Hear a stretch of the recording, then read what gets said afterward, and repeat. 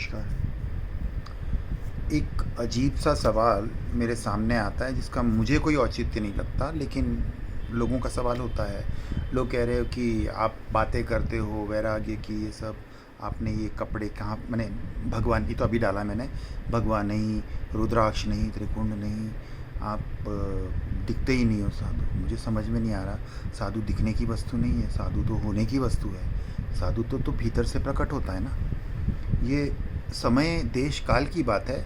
मैं इन वेशभूषा रहन सहन से मेरा कोई विरोध या स्वीकृति नहीं है। मैं तटस्थ हूँ। मैं अपनी मुक्ति के लिए आया हूँ। मैं अपनी मुक्ति के लिए मैं 100% परफेक्शंस चाहता हूँ, 100%। मुझे 24 कैरेट समझ में आता।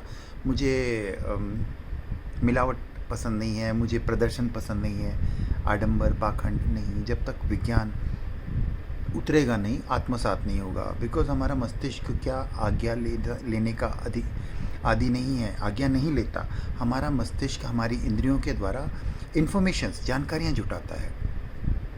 वो जानकारियाँ हमारे मस्तिष्क से स्पाइनल कॉर्ड में, मेरुदंड में चली जाती है और फिर हमारे अंदर दर्शन होता है। मतलब हम उस पर चिंतन मनन करते हैं तो फिर वो आत्मसात होता है, फिर वो हमारा ज्ञान बन जाता है। ये फार्मूला है और इस फार्मूला को पूरा भारत नहीं, पूरा विश्व भूल चुका है। गुरुकुल पद्धति बिल्कुल समाप्त हो चुकी है। ये सब सांकेतिक चीज़ें हुआ करती थी। ये कोई साधु के लक्षण नहीं है। साधु अपने आत्मा से पहचाना जाता है। साधु वेशभूषा, जाति, संप्रदाय, देश, परिवेश से नहीं पहचाना जाता। ये उसका व्यक्तिगत है। आप किसी के व्यक्तिगत में मत जाओ। आप सिर्फ ज्ञान मिलता है, समझ आती है, वहाँ तक लो। मैं अपनी मुक्ति के लिए हुआ हूँ पैदा, आप अपनी मुक्ति के लिए पैदा हुआ हो। सूर्य अपनी हिसाब से निकलता है, लोगों को प्रकाश देने नहीं आता। उसका होना मात्र संपूर्ण जगत का कल्याण है। इसलिए अगर सच्चा साधु होगा, उसका होना मात्र संपूर्ण जगत के कल्याण का कारण हो सकता है। अब एक व्यक्तिगत सवाल का जवाब दे दूं, हालांकि देना नहीं चाहिए। मैंने अपने माता पिता के जाने के पश्चात स्वयं को ईश्वर के समर्पित कर दिया, गुरुदेव को। मैं किसी व्यक्तित्व से प्रभावित होकर, व्यक्तित्व मैं कहता हूँ कि व्यक्ति नहीं, व्यक्तित्व के। अब ये दर्शन आप स्वयं करें इनके बारे में। तो मैं इनसे प्रभावित होकर मैंने इनके चरणों में स्वयं को समर्पित कर दिया। मेरे पास और कुछ नहीं था आत्मा के सिवा। मैंने इनके गुणों को, अब अगर आप किसी से प्रभावित होते हो, किस चीज़ से प्रभावित होते हो, उन चीज़ों के जैसा आपके अंदर भी वस्तु प्रकट हो, आपके गुण प्रकट हो, तो उससे मैं प्रभावित हुआ। और सच्चा समर्पण क्या होता है कि गुरु के जैसा बनने की आपके अंदर भावना हो। गुरु जहाँ आपको छोड़कर जहाँ संसार को छोड़ के जाता है, वहाँ से आगे बढ़ाना होता है, विकास। उसी को गुरु भक्ति कहते हैं, उसी को समर्पण। भीख मांगने के काउंटर को गुरु नहीं कहते। गुरु तो याचकपणे से मुक्त कर देता है, गुरु मांगने वाला नहीं बनाता। और मेरा गुरु तो इतना ग्रेट है, वो कहते हैं ना, पारसमणि लोहे को भी सोना बना देता। मेरी श्रद्धा में मेरा गुरु प्रकट होता है। मेरी श्रद्धा है, इतनी नेक है कि मेरा गुरु मुझे पारस बना देता है, अपने जैसा बना देता है। मैं उस रफ्तार में चल रहा हूँ। मैं नहीं कहता हूँ मैं संपूर्ण पहुँच गया हूँ। मेरी यात्रा है और मैं संतुष्ट हूँ। मेरी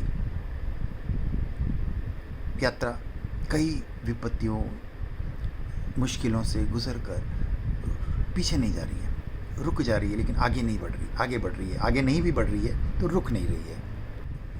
अपनी मुक्ति के लिए पैदा हुआ हूँ ना। और बहुत अंगारों पे चलने जैसा है ये साधना।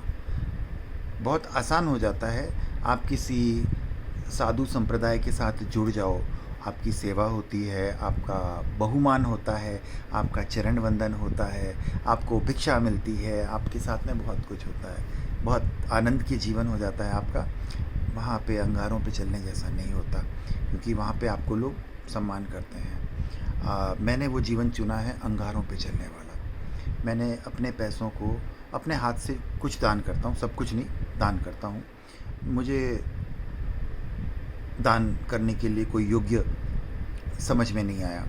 और जैसे ही हम मुक्त होने लगते हैं तो हमें भिक्षा चाहिए होती है। अब मैं शुद्ध भिक्षा चाहता हूँ, भिक्षा मिलने की संभावना नहीं है। मुझे भ्रष्टाचार, आचार विचार, आहार, भाव, इनके साथ में भोजन नहीं मिलता। शुभ भाव से भोजन कोई कराने वाला ही नहीं है, मिलने की बात तो छोड़ दीजिए। और किसी से कुछ भी दान लेना, उसकी भावना कैसी, उसके पैसे कैसे हैं। मेरे पास जितने भी पैसे हैं, खरी कमाई के सोना है। मेरा 1 रुपया अरबों रुपए के बराबर है। मेरे पास मैं पैसों की मात्रा नहीं कह रहा हूँ, मैं गुणों की मात्रा से कहता हूँ कि सब कुछ मेरा जो कुछ भी है, सब कुछ प्रकृति का दिया हुआ है। प्रकृति ने मुझे प्रसाद दिया है ताकि मुझे कहीं पे समाज के सामने, जहाँ पर भ्रष्ट समाज के सामने हाथ नहीं फैलाना पड़े। याचक, क्योंकि हम जहाँ पे लेते हैं, जो हमें देता है, उनके भावना, उनके गुण हमारे भीतर आ जाते हैं। और रही बात वेशभूषा की, इसकी कोई आवश्यकता नहीं होती। मुझे किसी का बहुमान नहीं चाहिए। मैं नहीं चाहता कि कोई मेरे चरण वंदन करे, मेरी पूजा करे, मेरा सम्मान करे। मेरे को आराम नहीं चाहिए। हम सेवा करते हैं। मैं पशु पक्षी, पर्यावरण, प्रकृति, सबसे जुड़कर, सबसे मिलकर विलय करके जीना चाहता हूँ। और एकांत साधना है। और मेरे अंदर ये जो भी विचार प्रकट होते हैं ध्यान साधना से, संसार दर्शन से, मैं प्रस्तुत करने का प्रयास करता हूँ। और कोशिश करता हूँ कि इसमें मेरा अभिमान मेरे अंदर प्रकट ना हो। लोगों को क्या दिखता है मुझे नहीं पता, मेरे अंदर प्रकट ना हो। हमें शास्त्रों को डिकोड करना होता है। हमें कोई मंत्र मिल जाता है, हम उसका अभिनय नहीं करना चाहिए। अभिनय करने से हम एक फिल्मी एक्टर हो जाते हैं। लाइक भाव विभोर होने का अभिनय करना, वस्त्रों से हम अपने आप को साधु दिखाना, और बड़े वो बात करने भी मतलब एक प्रोटोकॉल्स नहीं होता। आप स्वाभाविक रहना, तो ये सब चीज़ों से बाहर निकलना है और अपने स्वभाव में आना है। स्वयं का साथ पकड़ लो, अपनी आत्मा को पकड़ो।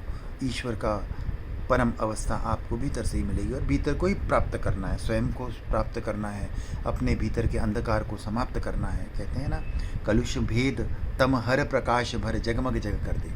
हम अपने भीतर प्रकाश, आत्मा, चेतना के जगमग प्रकाश को बाहर निकालें, अपने अंधकार को हटा दें। काट अंध उर्के बंधन स्तर, बहा जननी ज्योतिर्मय निर्जय। हम अपने विकारों को समाप्त करते जाएंगे, प्रकाश स्वतः ही प्रकट हो जाएगा। जय श्री।